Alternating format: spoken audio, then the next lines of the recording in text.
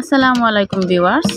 আজ আমি আপনাদের সামনে উপস্থিত হয়েছি দারুণ একটা জিনিস নিয়ে, আর সেটা হলো সারা বছর ধনেপাতা সংরক্ষণ করে রাখা।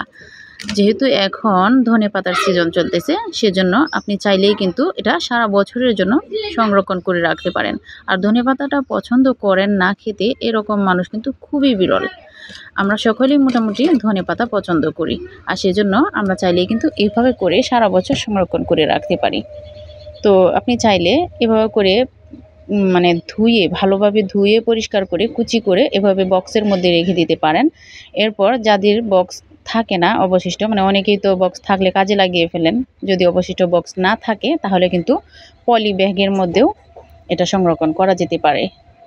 তো আমি সব প্রসেসে দেখিয়ে দিচ্ছি। এই তো এটা হচ্ছে আস্ত ধনেপাতা, ভালো করে ধুয়ে পরিষ্কার করে নিয়েছি, আর অবশিষ্টগুলো এভাবে করে কুচি করে নিয়েছি।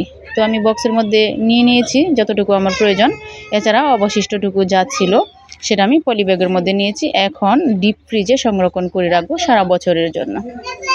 আপনারাও কিন্তু চাইলে সেম প্রসেসে সংরক্ষণ করে নিতে পারেন। আর ডিপ ফ্রিজের মধ্যে রেখে দিলে যখন আপনার যতটুকু প্রয়োজন ডিপ ফ্রিজ থেকে নিয়ে নিতে পারবেন। তো সবাইকে ঈদের অগ্রিম শুভেচ্ছা, ঈদ মুবারক। ভালো থাকবেন সবাই। আসসালামু আলাইকুম।